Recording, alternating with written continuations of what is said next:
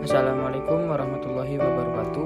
Perkenalkan, nama saya Salman Reza Pahlevi dari kelas 1B dengan NPM 22106310 746. Di sini saya akan menjelaskan tentang artologi.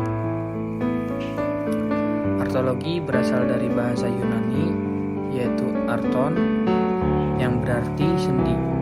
Artologi merupakan bagian dari anatomi yang mempelajari tentang persambungan dan persendian. Persambungan adalah perhubungan dua buah tulang atau lebih secara langsung. Pada persambungan, sedikit sekali kemungkinan bergeraknya, atau dapat diikatkan hampir tidak ada gerakan. Persendian adalah perhubungan dua buah tulang atau lebih secara tidak langsung. Pada persendian terjadi gerakan. Klasifikasi persambungan dan persendian. Persambungan dan persendian dalam tubuh manusia dapat dibagi menjadi dua golongan. Yang pertama, persambungan. Pada persambungan, permukaan tulang yang dihubungkan hampir berhubungan secara langsung dan diperkuat oleh jaringan ikat. Persambungan juga dapat dibagi bermacam-macam, antara lain yaitu suture atau jahitan. Persambungan tulang ini dilihat dari luar seperti jahitan, perhubungan tulang yang dihubungkan bergerigi satu dengan lainnya. Yang kedua yaitu skindilesis. Pada persambungan tulang ini, permukaan tulang yang dihubungkan merupakan tulang-tulang pipih satu dengan lainnya yang saling mengisi. Contoh persambungan ini adalah persambungan antara tulang rahang atas dengan tulang langit-langit. Yang ketiga yaitu gomposis. Gomposis adalah permukaan tulang yang dihubungkan, yang satu merupakan tajuduri dan yang lainnya merupakan kantungnya. Contohnya adalah persambungan antar gigi dengan tulang rahang atas dan tulang rahang bawah. Yang keempat yaitu sinkondrose. Pada persambungan tulang ini, bagian tulang yang satu dengan lainnya dihubungkan oleh jaringan rawan. Contohnya adalah persambungan antara epipse atas dengan diapse dan epipse bawah. Dengan diapse pada tulang panjang, jaringan rawan ini disebut rawan cakram. 2. Persendian. Persendian yang dapat bergerak sedikit. Pada ampriatrose, tulang-tulang yang dihubungkan tidak berhubungan secara langsung, tetapi dihubungkan oleh jaringan berserabut. Ada yang berbentuk cakram dan ada yang dihubungkan oleh selaput jaringan ikat. Pada persendian ini terjadi gerakan, namun gertakannya sedikit.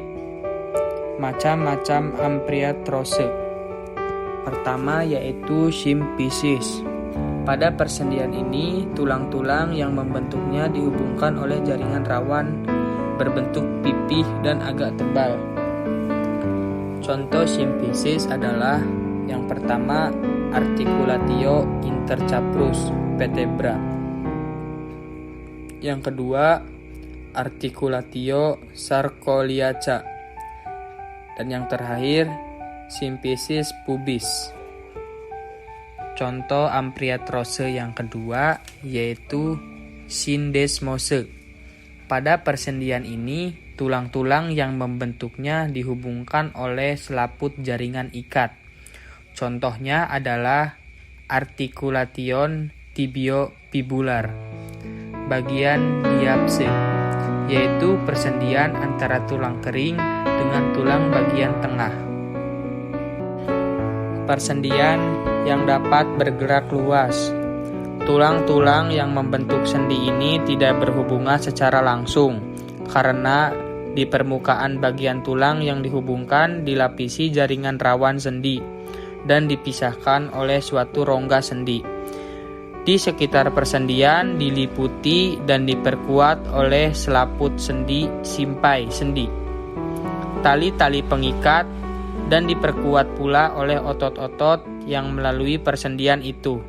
Diatrose mempunyai kemungkinan bergerak yang lebih luas daripada sinatrose dan ampliatrose.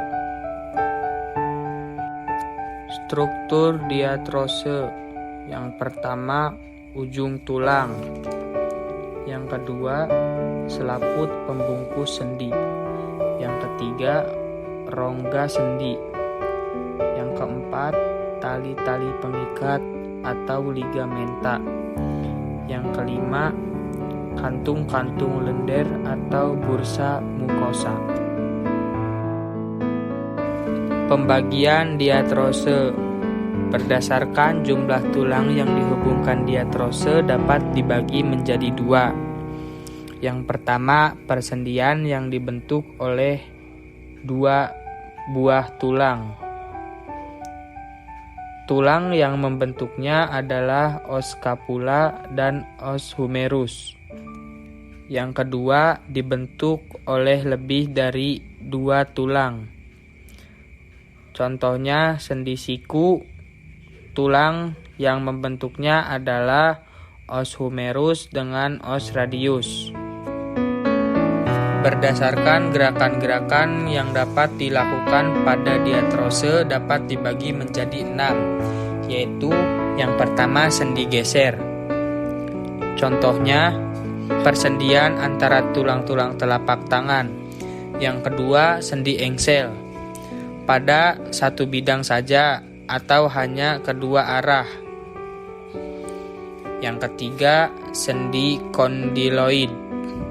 Gerakan yang dapat dilakukan pada sendi ini adalah fleksi, ekstensi, abdukasi, adukasi, dan sirkumduksi. Contohnya adalah sendi pangkal tangan dan sendi pangkal kaki. Yang keempat, sendi plana. Kemungkinan geraknya sama dengan sendi kondiloid, yaitu fleksi, ekstensi, abdukasi, aduksi, dan sirkumduksi. Contohnya adalah persendian antara tulang ibu jari dengan tulang pergelangan tangan. Yang kelima adalah sendi putar. Pada sendi ini, gerakannya seolah-olah memutari sebuah poros atau sumbu, tapi gerakan putarnya kurang dari 360 derajat. Yang keenam, sendi peluru. Sendi ini merupakan sendi yang paling luas gerakannya. Kemungkinan gerak pada diatrose.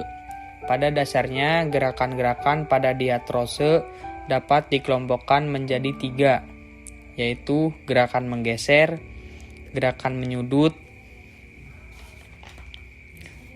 dan gerakan berputar.